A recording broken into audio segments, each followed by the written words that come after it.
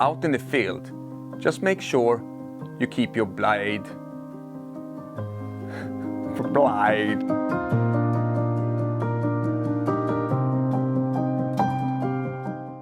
If you bought a Roselli knife, you have decided to go for a carbon steel knife.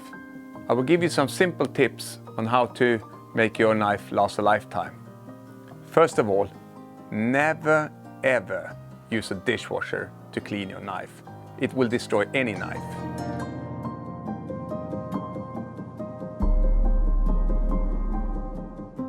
Second thing, when you're out in the field, make sure you always keep your knife dry and clean before you put it back into the sheet.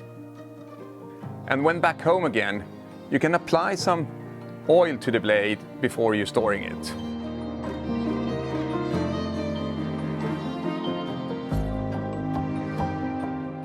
And one other thing with a carbon steel knife is, after some time, your blade will change in color. And this is when the blade is getting patinated. And patina actually protects your knife from rust.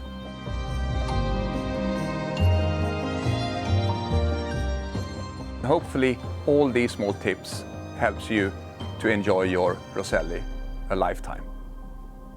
Never ever use a dishwasher to wash your clean.